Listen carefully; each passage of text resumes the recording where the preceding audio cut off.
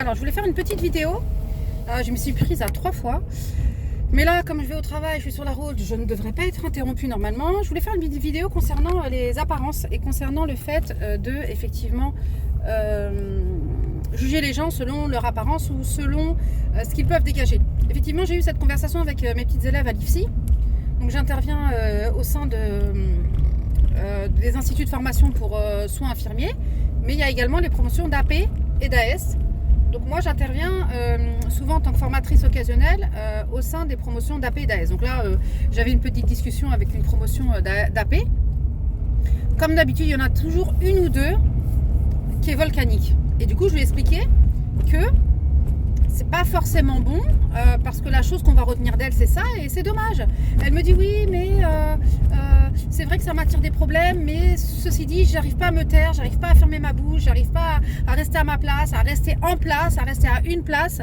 Et je lui ai dit ça c'est problématique. Après c'est un travail à faire sur je lui disais c'est un travail à faire sur toi-même. Personnellement, très honnêtement, j'étais comme ça étant plus jeune. J'étais vraiment volcanique et j'avais l'impression que tout ce qui me passait par la tête était bon à dire. La vie m'a appris que non, parce que malheureusement on peut blesser les gens sans le vouloir, mais on peut blesser des gens. J'explique souvent à mes enfants, et c'est ce que j'ai expliqué à mes petites élèves AP, que en fait on représente l'éducation qu'on a reçue lorsqu'on est à l'extérieur. C'est ce que je dis à mes filles souvent. Je leur dis quand vous êtes dehors, vous représentez l'éducation qu'on vous a donnée. Donc si vous parlez mal, si vous exprimez mal, si vous ne respectez pas les règles, si vous ne respectez pas les autres, si vous ne faites pas preuve de civisme, si vous ne faites pas preuve de vivacité d'esprit, clairement on va se dire ouais, je ne sais pas quelle éducation elles ont reçue, mais voilà, c'est bof. Et du coup, j'ai expliqué ça à mes petites élèves et ça lui a beaucoup plus parlé quand j'ai effectivement nuancé la chose avec l'éducation familiale. En mode, je suis sûre que tes parents ont fait le job et ça se voit que tu as des valeurs, que tu es stable sur tes appuis, mais tu es un peu fofolle, entre guillemets, et tu te laisses un peu déborder par tes émotions et tu te permets souvent, c'est ce que je lui ai dit, de dire des choses qui n'intéressent personne. Je suis désolée. Mais c'est compliqué de dire ça à quelqu'un sans la froisser. Même si je peux l'entendre, j'ai été ce genre de personne où, oui, j'ai été la personne qui pouvait dire des choses inintéressantes mais qui avait absolument besoin de les dire. Je comprends pas pourquoi je faisais ça, mais je le faisais. La vie, le temps a fait que je me suis beaucoup mesurée, je me suis beaucoup calmée, je suis plus dans la retenue maintenant. Et c'est vrai que si j'interviens, j'estime que c'est légitime ou presque. Si j'interviens pas, j'estime que même quand on me demande mon avis, des fois je m'abstiens. Parce qu'avant j'étais en mode bon d'accord, tu m'as demandé mon avis, accroche-toi parce que ça va pas te plaire.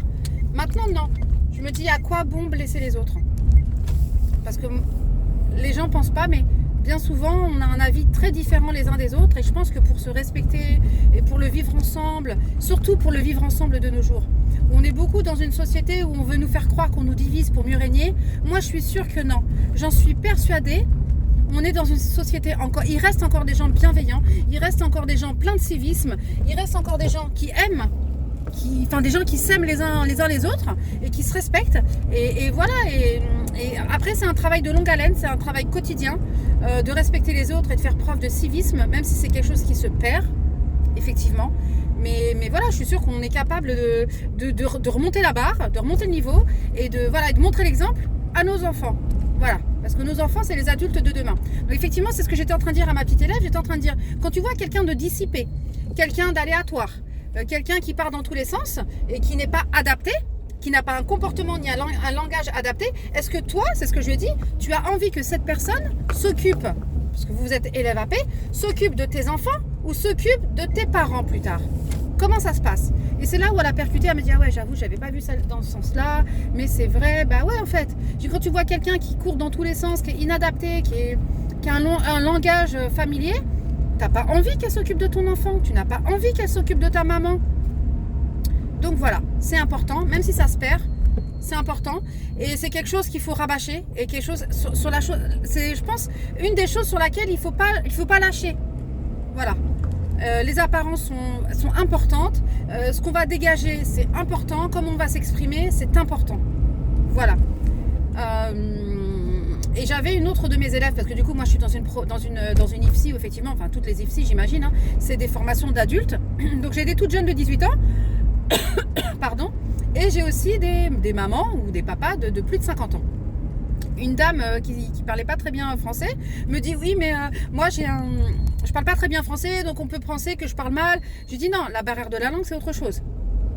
Entre quelqu'un qui est grossier ou inadapté et quelqu'un qui a une barrière de la langue, on peut quand même voir la différence. Voilà, c'est pas la même chose.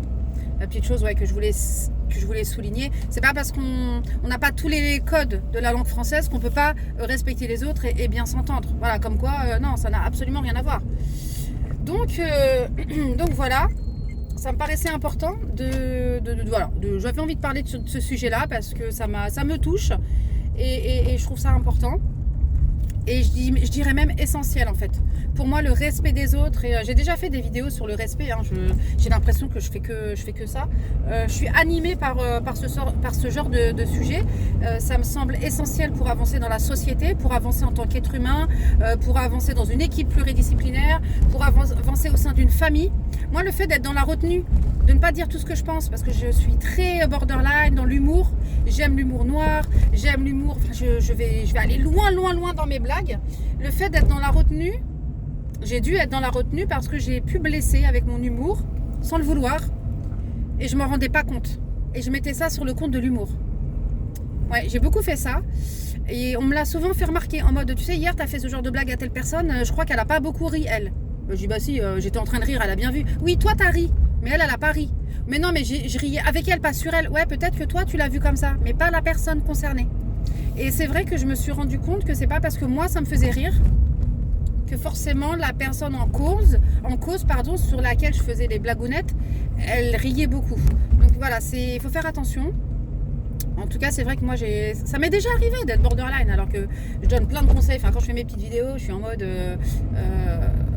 pas j'ai la science infuse, mais oui, du haut de mes 40 ans, j'ai un peu d'expérience, donc je peux me permettre de dire que, et encore, c'est relatif, hein, j'ai envie de dire, peut-être que moi, mes conseils ou ma façon de voir la vie va être totalement différente de plein de gens, et peut-être que plein de gens vont pas être d'accord avec moi, mais ça me semble important, effectivement, d'exprimer le fait que, avec le respect, avec la gentillesse, avec les bonnes formules de politesse, et avec le bon parler, je pense qu'on arrive à s'en sortir correctement, qui qu'on soit, et où qu'on soit, où que l'on soit. Ça me semble important. Donc voilà, j'avais envie de soulever ce débat. Il y a un autre sujet sur lequel j'avais envie de parler. Je ne sais pas si j'aurai le temps de le faire lors de cette vidéo, mais c'est vrai que les stagiaires qui sont maltraités, c'est vrai que j'avais dit que j'allais en parler, mais je pense que je le ferai lors d'une prochaine vidéo parce que c'est très long. C'est une vidéo qui, en tout cas, plus de 10 minutes, hein, ça c'est sûr.